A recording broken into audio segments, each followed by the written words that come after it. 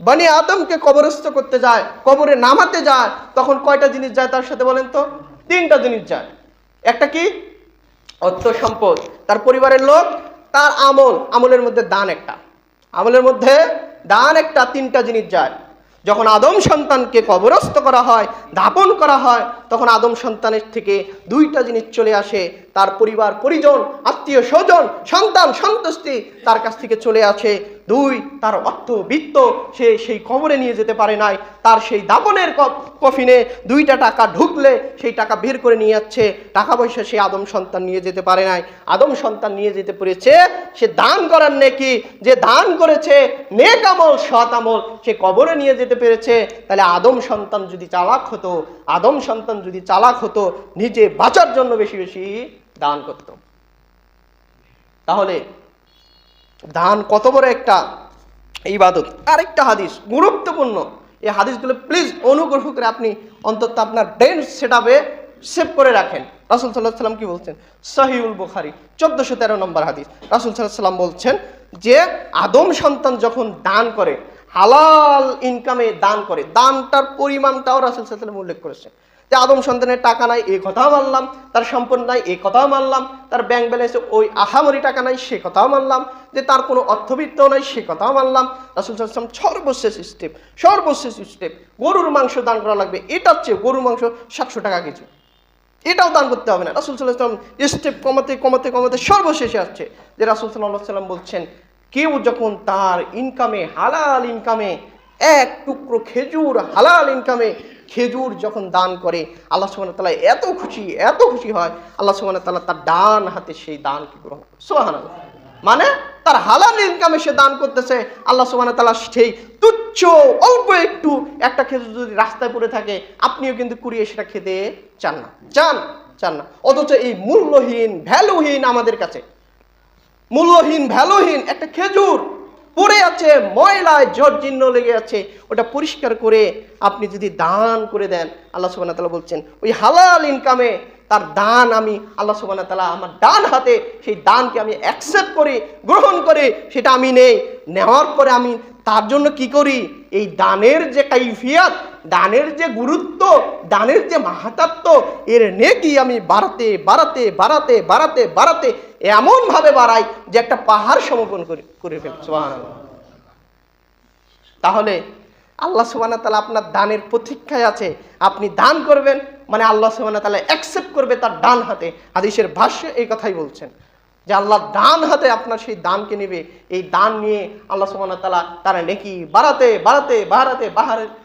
সবচেয়ে বড় পাহাড় একটা কি এভারেস্ট মনে করেন, সবচেয়ে বড় পাহাড়, সেই সমতুল্য নেকি আপনার আমলনামায় যোগ করে দিবেন। সুবহানাল্লাহ। তাহলে দান আপনাকে করতেই হবে। আর আরেকটা হাদিস বলে আজকে জুমার খুতবা শেষ করব, তবে সময় যেহেতু নাই, অনেকগুলো হাদিস নোট করা ছিল, তো যাই হোক আরেকটি হাদিস, অধৈর্য হবেন না, আরেকটি হাদিস বলে আজকের জুমার খুতবা আমি এখানেই ক্লোজ করব। রাসূল সাল্লাল্লাহু আলাইহি ওয়াসাল্লাম বলছেন যে ওই দিন আসার আগ পর্যন্ত তোমরা দান করো, ওই দিন আসার আগ পর্যন্ত তোমরা দান করো। যদি দান না করো সেদিন তোমার দানকে গ্রহণ করা হবে না, সেদিন তোমার দানকে নেওয়া হবে না। হে বনি আদম, তোমরা জীবিত থাকতে দান করো, ওই দিন আসার আগে দান করো, ওই কঠিন পরিস্থিতি আসার আগে দান করো, যখন মানুষের অর্থ সম্পদ বেড়ে যাবে।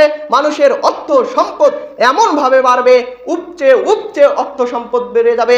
রাসূল সাল্লাল্লাহু আলাইহি ওয়াসাল্লামের অন্য এক হাদিস থেকে বোঝা যায় যে সেদিন একটা ডালিম খাবে একটা গোষ্ঠীর লোক, একটা গাভীর ওলানের দুধ খাবে একটা বংশের লোক, একটা গ্রামের লোক। এতই অর্থ সম্পদ সেদিন বাড়িয়ে দেওয়া হবে, নিয়ামত দেওয়া হবে, তাদের অর্থ সম্পদ টকবক করে উপচে পড়বে। সেই সময় আসার আগ পর্যন্ত তোমরা দান করো। সেদিন মানুষের যখন অর্থ সম্পদ বেড়ে যাবে, মানুষ দাঁড়ে ঘুরবে, তারা দান দেওয়ার জন্য আনাচে কানাচে ঘুরিয়ে বেড়াবে, মানুষকে দান দেওয়ার জন্য তারা প্রেশান হয়ে যাবে, কিন্তু সেদিন দান নেওয়ার মতো কোনো লোক থাকবে না। মানুষ মনে করবে তার উস্কো খুস্কো চেহারা, মলিন চেহারা দেখে মানুষ মনে করবে এই ব্যক্তি মনে হয় দান নেওয়ার উপযুক্ত। সে মহা খুশি হয়ে যাবে, সে মহা আনন্দদায়ক হয়ে যাবে। যে মনে করেন খুশিটা আপনি কেমন হবেন? হাদিসের ভাষ্য অনুযায়ী বুঝায়, যখন একটা লোকের উট হারিয়ে যায়, ওই হাদিসটা স্মরণ করুন।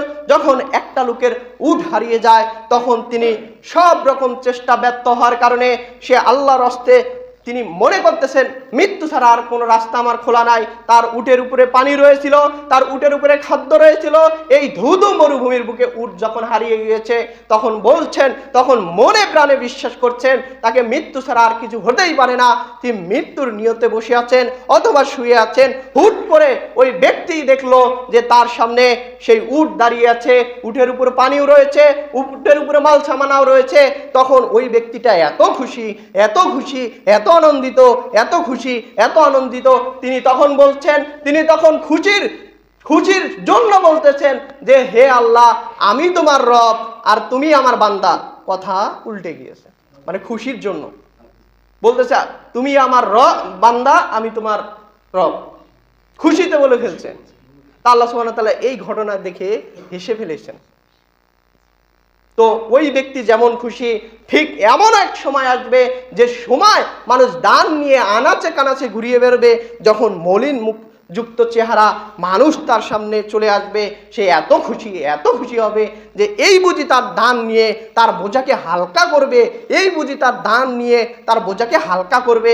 যখন বলবে যে তুমি তো অনেক অসহায়, তোমাকে তো অসহায়ত্বের মতো দেখা যাচ্ছে, এই আমার দানগুলো নিয়ে তুমি আমাকে উদ্ধার করো, ওই ব্যক্তি বলবে আল্লাহি আল্লাহর কসম, আল্লাহি আল্লাহর কসম, আল্লাহি আল্লাহর কসম, আরে আমি তো অনেক দিন থেকে ঘুরতেছি, আমি তো মাসের পর মাস থেকে ঘুরতেছি, দান সদকা মানুষকে দিব, মানুষ খুঁজে পাই না, আর তুমি আসছো আমাকে দান দিতে।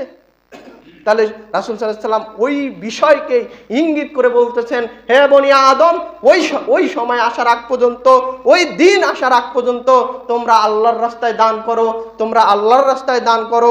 অতএব এখনো তো আমাদের সেই সময়গুলোর কাছাকাছি আমরা অবস্থান করি নাই।